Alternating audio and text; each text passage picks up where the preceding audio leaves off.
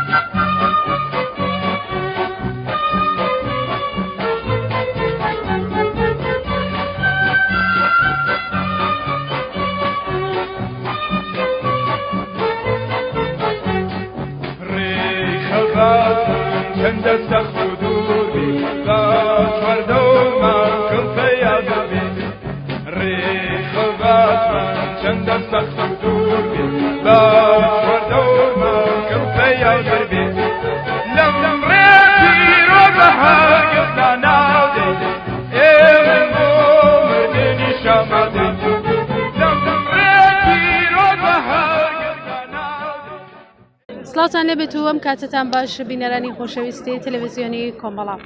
هەروەکو ئاگادارن نزیک بە 3 هەفتەیە لە کۆمەڵگای ئێراندا ناڕزایەتیەکی بەرفراوان بەڕێوە چووە کە کۆماری ئیسلامیش دەستی نەپاراستووە و هێرشێکی بەرفراوانی کردوە سەر خەڵکو و بەتایبەت کۆمەڵکوژی کردووە. لێرە لە شاری پاریس لا مەیدانی ناپێوان خەڵکێکی زۆر و سازمانها و ڕێکخراوەهایەکی زۆر لێرە کۆبوونەسەوە بۆ مەحکومکردنی ئەم جنایەتەی کۆماری ئیسلامی. ئێمە لێرەدا لە خزمەت کاک عەزیز مامرێ چالاکی سیاسی و لێکۆڵێری سیاسین کە ڕاو بۆچوونی خۆیان سەبارەت بەم کۆمەڵکوژیە و ئەم نەڕزایەتیانێک کە لە ئێراندا بەڕێوەچێ باس بکەن. کاک عەزیز ئەم کاتت باش؟ زۆر سپاس ئەو کاتتان باش. ڕاو بۆچوونی خۆتان سەبارەت بەم کۆمەڵکوژیارەی کە لە ئێران ناکراوە هەروەها لەسەر ئەم گرتبوونەوەیە چی؟ ئێمە ئەوڕۆ دەستکەشکەری سەر ڕێکخراوی مەدەنی فێمینیستی و هەروەها ڕێکخراوی کوردەکانی دانیشتووی فەرەنسا لە دەوریە کۆبووینەوە ئەو خۆپیشاندانە ساز کراوە دوایی دەبێتە ڕێپێوان بۆ دەربڕینی ناڕزایەتی بەرامبەر بەو کوشتارەی کە کۆماری ئیسلامی لە خۆپیشاندەرانی ئێرانی لە هەموو بەشەکانی ئێراندا کردووە و دەنجی ناڕزایەتیمان دەرببڕین هەم بەرامبەر بەو کوشتارە هەم بەرامبەر بە ئەو بێدەنجیەی کە کۆمەلگای نەتەوەی کۆمەلگای نانەوەتەویش دەری بڕیوە جگەلەوە بەرامبەر بە ئەو چاوە پانگەشە ناڕەوایە و بێجیەیە کە بە ڕووزا پەهلەویان دانا و هەروەها هاودەنجیەی و هاو نەخشەیە کە بۆ ئەویان داڕشت بوو. ئێمە ئەو کەسانەی لێرەن هەموو بە گشتی دژایەتیان هەیە لەگەڵ ئەو پلانەی کە ڕۆژاوە دایناوە بۆ ئالترناتیوێکی وەک ڕزا پەهلەوی ئەوە بێزگەلەوە خەڵکەکە لێرە ناڕازین لەو دەستێوەردانانەی وەکو ترامپ نێتانیاهوو وەکو وڵاتەکانی دیکە دەیکەن بزوتنەوەی ڕزگاری خوازی ئێران لە کوردستان و لە هەموو بەشەکانی ئێران بۆ دیموکراسیە بۆ دامەزراندنی مافەکانی ژنانە مافەکانی نەتەوەیە بۆ بەرابەریە بۆ عەداڵەتی کۆمەڵایەتیە هیچ کەس بۆی نییە دەستێوەردان بکە لە ناو ئەو بزوتنەوەیەدا هیچ یەک نە ئەمریکا نە ئەوروپا نە ئیسرائیل چارەنووسی خەڵک بەدەستی خەڵک دەبێت دیاری بکرێ خەڵکی ئێران گەلانی ئێران دەبێت چارەنووسی خۆیان بەدەستەوە بگرن ئالترناتیڤ خۆیان پێک بێنن و تۆماری کۆماری ئیسلامی جارێک بۆ هەمیشە تێوە پێچێت.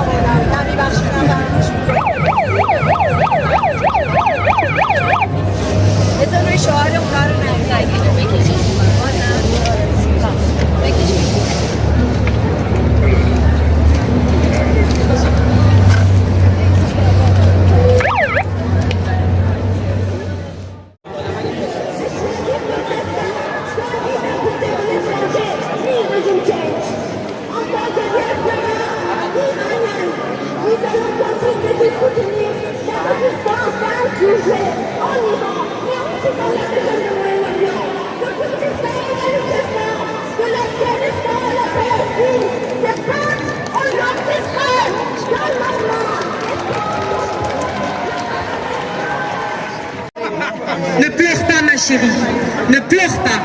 Nous allons bien, nous sommes vivants. Elle pleure. Ils ont tué des milliers de personnes. Ils ont massacré Ispahan. On ne sort plus, je ne peux pas parler. Les téléphones sont sur écoute. Message d'une femme iranienne qui travaille à l'hôpital adressé à un proche. Hier, une mère est venue à l'hôpital. Elle criait. Ils lui ont dit que pour récupérer le corps de son enfant, elle devait payer 15 millions de tomanes, soit environ 3500 $, et apporter une boîte de pâtisserie. Après avoir tué ton enfant, ils te demandent de payer et de leur offrir une boîte de gâteaux. Ils tuent tout le monde a perdu quelqu'un. Ils ont arrêté des milliers de personnes, on ne sait même pas où ils les ont emmenés. Nous faisons notre révolution, oui, mais nous avons besoin d'aide. Chaque minute qui passe, ils tuent. امروز در حال ایجاد شده‌ایم که رژیم جمهوری اسلامی علیه معترضان مرتکب جنایت علیه بشریت شده. حمله به بیمارستان‌ها برای کشتن مجروحان، به رگبار بستن آبران، تیر خلاص زدن در سطحی وسیع به مجروحان، همه مصادیق قتل عامی است که با ادبیات حقوق بین الملل تنها میتواند ذیل جنایت علیه بشریت نام بگیرد. همزمان رژیم اینترنت را قطع کرده و مردم ایران را در انزوا و نوعی زندان همگان که مردم ما نیازمند همیاری و همدلی بین المللی هستند بیش از همیشه تنها ماندند. ترامپ که از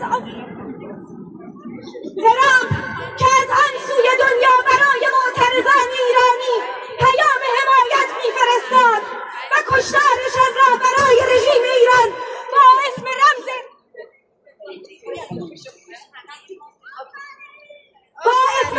مداخله خارجی آسان میکرد، حالا کشته شدگان را هم صدا با رژیم ایران به کار مسلحانه متهم میکند. اینو دوباره بگو، دوباره اینو بگو، دوباره ترامپو بگو.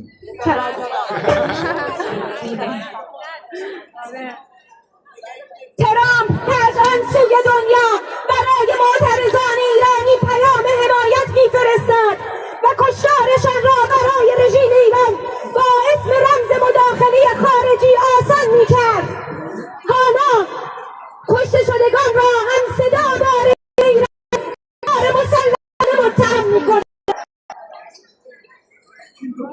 و از خامنه‌ای قاتل و جنایتکار به دلیل اینکه بیشتر از این 4000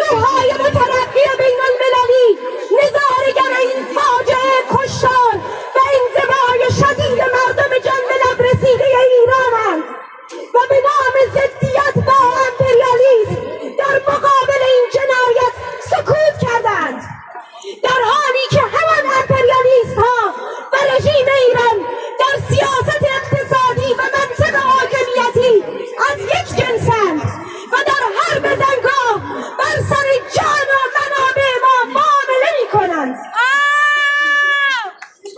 وای بر این جهانی که ما در آن زندگی میکنیم. من تا چندی پیش از نزدیک شاهد مبارزات روزمره این مردم بودم و اینجا برای شما شهادت میدهم. مردم ایران با حادترین سیاست‌های رژیم در آزادسازی قیمت‌ها، عقب نشینی تمام اعیان دولت از خدمات عمومی، بحران اشتغال، مسکن، بحران آب و انرژی و سرکوب مداوم و شدید توان ادامه حیات را از دست دادند. آنان نمیتوانند این وضعیت را تحمل کنند. رژیم جمهوری اسلامی را نمیخواهند و با دستانی خالی و جانی به لب رسیده به خیابان میروند تا یا بمیرند یا آزاد شوند. مرگ بر خامنه‌ای! مرگ بر خامنه‌ای! مرگ بر خامنه‌ای! مرگ بر خامنه‌ای! این مردم زیر شدیدترین کشتارها و سرکوب، زیر بمباران پروپاگاندای امپریالیستی له شده، زیر فشار اقتصادی همچنان ایستادند و به پیش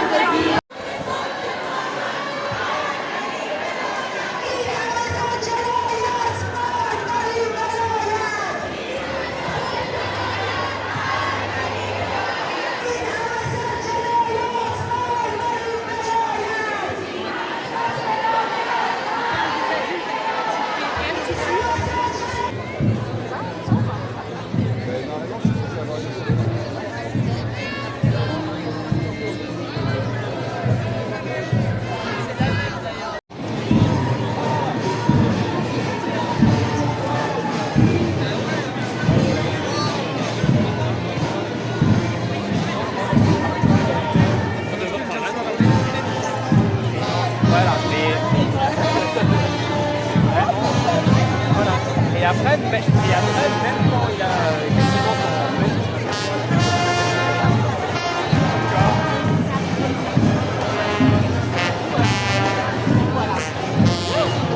Et pareil,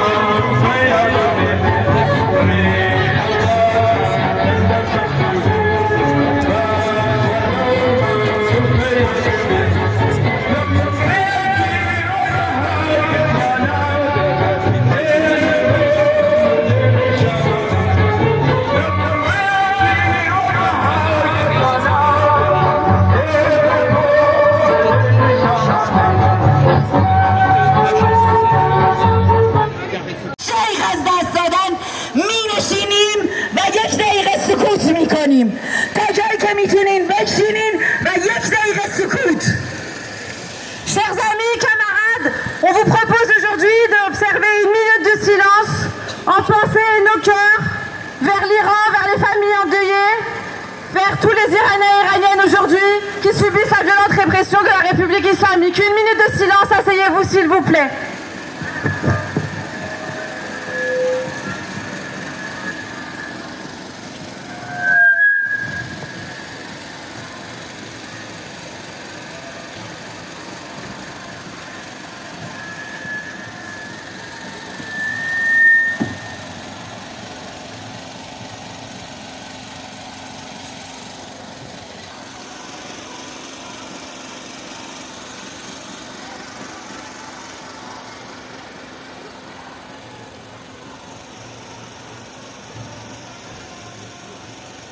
On dit hier, do, c'est, dans quelques secondes. Viens, on va devant.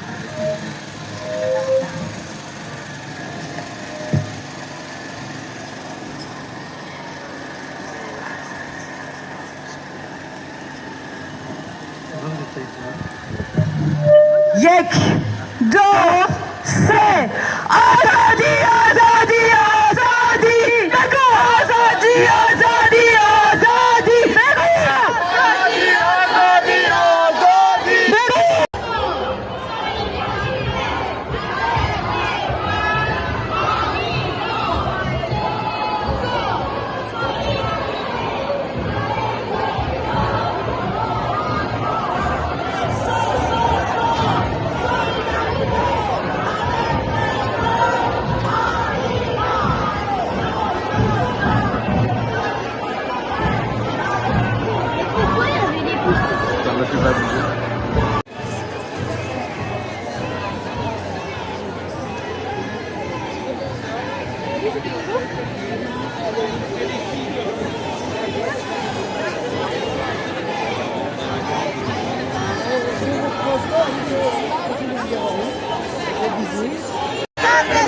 حکومت ضد زن سرنگون سرنگون حکومت بچه کش سرنگون سرنگون حکومت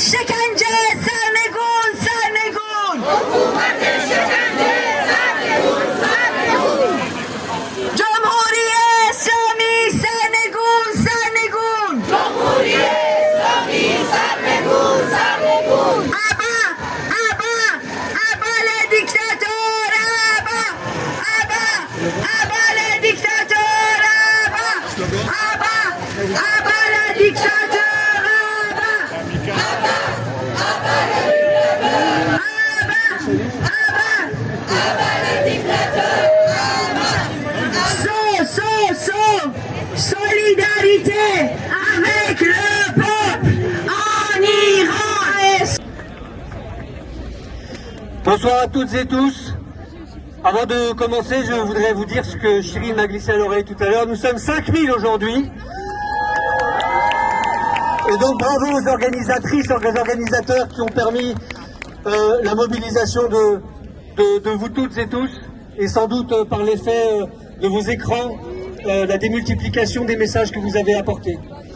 Nous n'avons pas voulu tous les trois vous assommer d'un discours, il y en a eu beaucoup.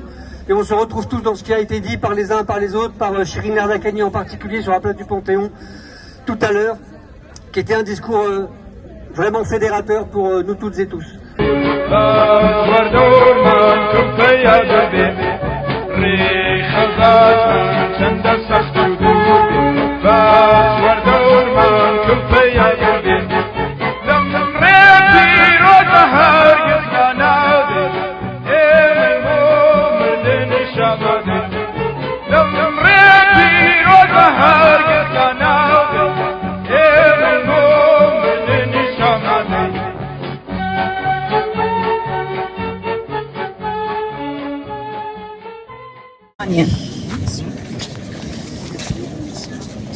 اینجا برای انقلاب بزرگ ایران، انقلابی که از 2022 با انقلاب زن زندگی آزادی شروع شد، ادامه پیدا کرد و تا الان بیشتر از 14,000 نفر کشته دادیم. این انقلاب باعث تحولات جهانی میشه، همه کشورها رو بیدار میکنه و باعث میشه که سیستم‌های فاسد و کهنه قبلی فرو بپاشه، سیستم‌های مرد سالارانه. Le système patriarcal s'effondre. سیستم‌های مرد سالارانه تمام میشه.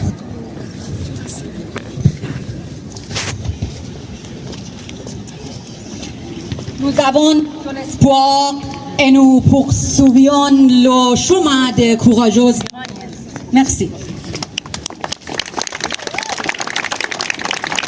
Voilà, je dirais quelques mots. Bon, je suis un des membres du bureau du groupe local CIMAD de Dijon. Nous avons appelé à ce rassemblement avec d'autres associations sur la proposition de la Ligue des droits de l'homme et nous, en reprenant un appel national d'organisations démocratiques françaises pour la défense des droits humains. Nous associons donc à cette demande de respecter les droits humains fondamentaux en Iran, de permettre aux personnes d'exprimer leur mécontentement pacifiquement et de ne pas réprimer brutalement et de manière sanglante comme cela se fait.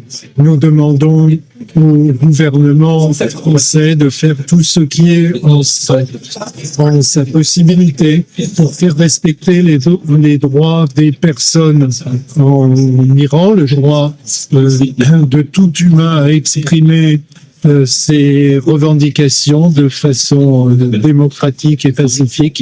Nous demandons que la France fasse tout ce qui est en son pouvoir pour que l'Iran respecte les engagements internationaux qui ont été pris et nous sommes solidaires des Iraniennes et Iraniens qui réclament la liberté, le droit de choisir démocratiquement leur avenir par des élections libres. Criminelle, théocratique, militarisée et patriarcale de Khamenei. À Téhéran, à Shiraz, à Yard, dans de grandes villes et de petits villages, des centaines de milliers de personnes manifestent et crient leur aspiration collective à la liberté, la démocratie et la dignité. Devant l'ampleur de la révolte, la dictature a choisi une fois de plus de répondre par la violence et la terreur. Depuis le 9 janvier, face à la détermination des manifestants qui résistent malgré les morts, les blessés, les arrestations arbitraires et les disparitions forcées, Le régime a imposé la coupure d'Internet, du téléphone et des messageries dans tout le pays afin de pouvoir massacrer son peuple à huis clos. Face au régime sanguinaire au pouvoir, les Iraniennes et Iraniens opposent le courage et la détermination d'un peuple à manifester, à s'exprimer pacifiquement, ainsi qu'il avait fait en 1979 pour renverser la dictature du Shah. Liberté, démocratie, dignité sont l'avenir que les Iraniennes et Iraniens sont en train d'écrire eux-mêmes, sans sauveur suprême ni libérateur étranger. Les Iraniens et les Iraniennes sont seuls maîtres de leur destin, qu'ils choisiront.